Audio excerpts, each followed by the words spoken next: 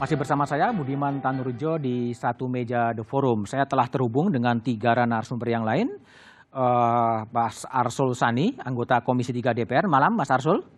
Selamat malam. Assalamualaikum, Mas Budiman. Waalaikumsalam. Kemudian ada Adnan Topan Husodo, Koordinator Indonesian Corruption Watch. Malam, Mas Adnan.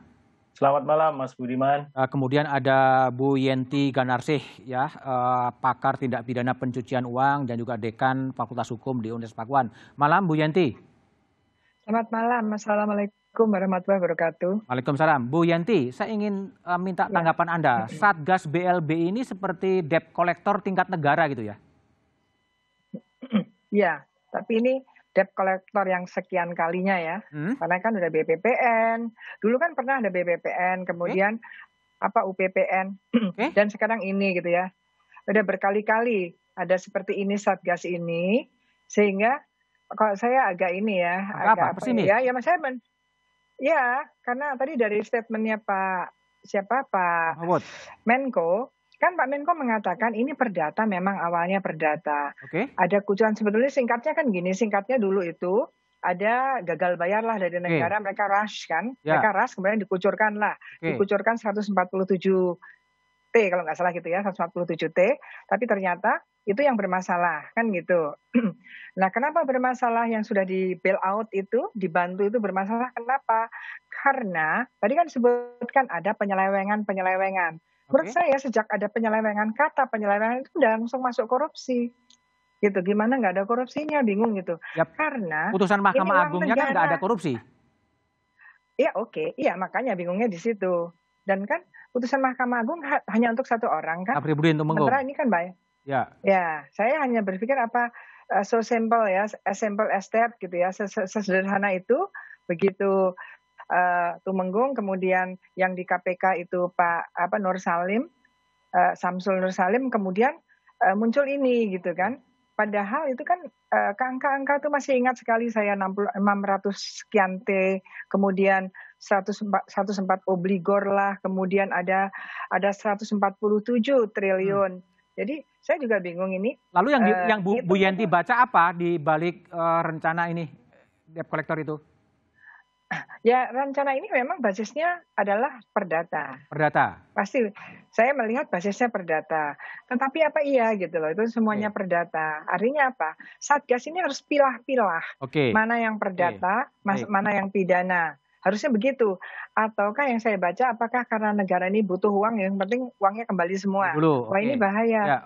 Ya, itu kan bahaya untuk ke depannya, akan nggak semudah itulah ya. Kita nggak bisa seperti itu. Nah, itu yang, dan saya tidak yakin juga apakah ya apa yang akan dilihat per 6 bulan nanti ya. Kemudian kan tadi disebutkan bahwa ada barang-barang yang harusnya, dan ini ada masalah juga waktu penghitungan. Pak Adnan masih tahu yang menghitung kan dirinya sendiri kan ya. Saya punya hotel ini, saya punya ini. Menurut saya harganya sekian itu harus diteliti. Baik Bu Yenti. Saya menentukan jaminan saya sendiri yang menentukan gitu loh. Baik, kita coba lihat ya perjalanan kasus BLBI, mungkin bisa ditampilkan grafisnya. Ini kan tahun 1998 Bank Indonesia menyalurkan dana bantuan likuiditas 147 triliun kepada 48 bank, itu 98. Ya, kemudian di tahun 2000 BPK temukan kerugian negara 138 triliun rupiah atas penyimpangan BLBI, ya. Kemudian di tahun 2002, Presiden Megawati menerbitkan Inpres nomor 8 tahun 2002 yang isinya memberi jaminan hukum kepada debitur yang menyelesaikan kewajiban, menindak secara hukum debitur yang tak melaksanakan kewajiban, memberi kewenangan kepada Badan Penyihatan Perbankan Nasional untuk menerbitkan surat keterangan lunas. Ya, itu. Lalu kemudian di tahun 2005, sejumlah debitur BLBI mulai diburu dan diadili. Dalam perkembangannya banyak kasus yang mangkrak dan di SP3-kan, ya, itu 2005. Kemudian di 2008 KPK menyatakan kesediaan mengusut kembali kasus korupsi besar BLBI. Ya, kemudian 2013 KPK mulai menyelidiki kasus surat keterangan lunas SKL BLBI. Ya. Kemudian di 2019 MA membebaskan mantan Kepala BPPN Sarpudin Tumenggung dalam kasus SKL Samsur Nur Salim. Ya, kemudian di tahun 2021 KPK terbitkan SP3 kasus BLBI Samsul Nur Salim, Presiden Jokowi bentuk Satgas Tagih BLBI, piutang dana BLBI tercatat hingga 110 triliun rupiah. Itulah kira-kira ringkasan kasus BLBI dari 98 sampai ke 2021. Saya tinggal ke Mas Arsul dulu. Mas Arsul, jadi kalau menurut evaluasi dari anggota Komisi 3 DPR, langkah Presiden Jokowi membentuk semacam debt collector untuk menagih BLBI ini gimana, Mas? Ya, tentu kalau pada saat ini kami menilainya, Mas Budiman, ini sebagai sebuah ikhtiar dari kekuasaan eksekutif untuk merecovery, memulihkan aset, ya, kemudian hak negara, ya, yang ada pada para obligor BLBI itu, ya. Tentu kita apresiasi dari sisi itu, tetapi kita juga harus ingatkan kepada pemerintah, ya, agar ini tidak sekedar menjadi yang tadi Mas Budiman sampaikan gimmick, bahwa jalan untuk melakukan recovery itu, ya, wong dengan pidana saja kita kesandung-sandung, ya, apalagi dengan perdata, ya, dan itu tidak mudah. Karena itu menurut saya pemerintah termasuk Pak Menko Polhukam kita harapkan juga tidak kemudian memberikan kesan ya bahwa ini sesuatu yang bisa dilakukan dan kemudian akan katakanlah menemukan jalan yang mulus semulus jalan tol kita itu ya. Nah, ini pasti akan susah. Kenapa? Karena meskipun penagihan melalui jalur perdata dan kalau negara yang menagih juga ada ketentuan khusus berdasarkan undang-undang dan peraturan penagihan piutang negara, tetapi kan tentu ketika dulu melakukan penyelesaian ada underlying dokumen, ada sejumlah dokumen yang itu sudah ditandatangani, dan itu merupakan sebuah perjanjian. Menurut pasal 1338 perjanjian KUH Perdata ya, perjanjian itu berlaku sebagai hukum bagi para pihaknya. Nah, jadi meskipun hemat saya, kita harus dukung ini sebagai sebuah ikhtiar untuk recovery, tetapi kita juga sekali lagi harus sampaikan kepada pemerintah agar kemudian tidak kemudian seolah-olah ini pekerjaan yang akan mudah dilakukan. Itu catatan pertama yang ingin kami berikan. Dan yang kedua, saya setuju.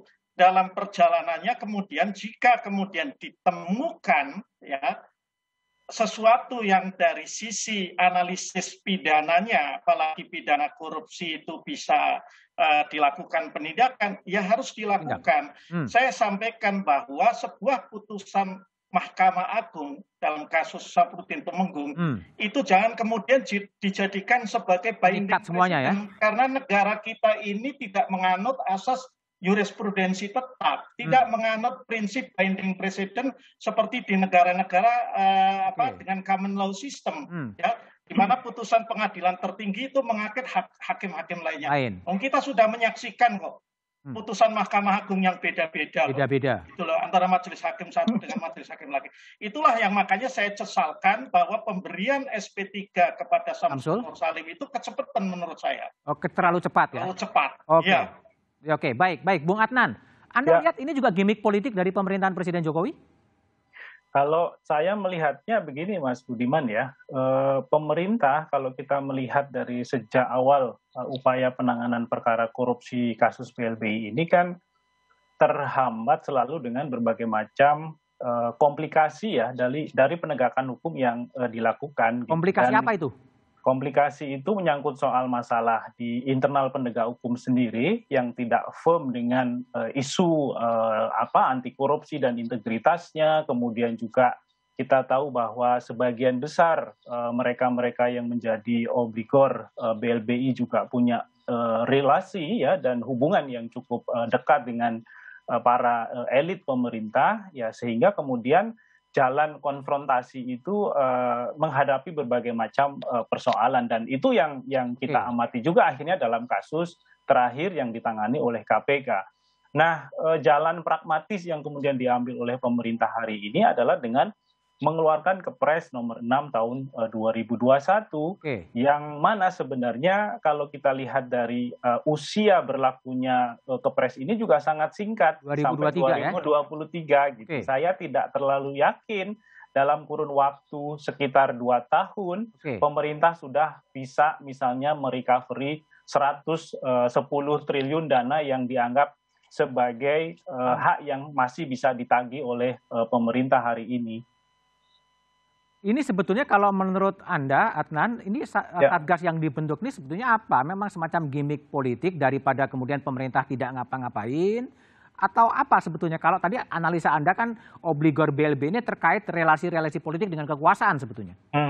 Ya, saya kira masalah yang harus kita lihat juga secara lebih luas adalah bahwa upaya-upaya penegakan hukum yang keras yang selama ini dilakukan oleh KPK itu kan tidak dianggap sebagai sesuatu yang penting buat pemerintah ya, sehingga kemudian ada skema-skema revisi Undang-Undang KPK kemudian dengan berbagai macam proses termasuk menanamkan kewenangan SP3 itu, dan itulah yang kita lihat sekarang langsung dimanfaatkan kewenangan itu dengan memberikan SP3 kepada Samsul Nur Salim. Nah, masalahnya kemudian setelah kita lihat KPK mulai limbung gitu ya dengan berbagai macam persoalannya, dengan keputusan-keputusan yang tidak kredibel, kemudian pemerintah muncul lagi dengan membentuk Satgas ini. Gitu. Jadi seolah-olah ada situasi di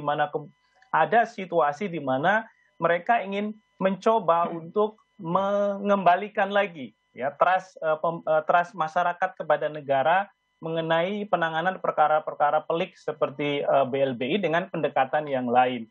Jadi semacam ada proses mencuci tangan gitu ya dari kesalahan-kesalahan masa lalunya ketika menyusun revisi Undang-Undang KPK dengan berbagai macam problematika di dalamnya, termasuk poin yang terkait dengan pelemahan KPK.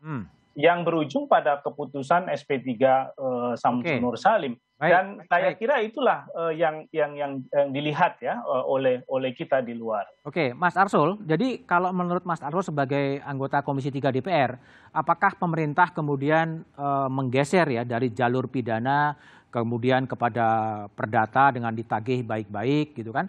Ini tidak akan melemahkan strategi pemberantasan korupsi secara keseluruhan, tapi jawaban Mas Arsul setelah jeda berikut ini.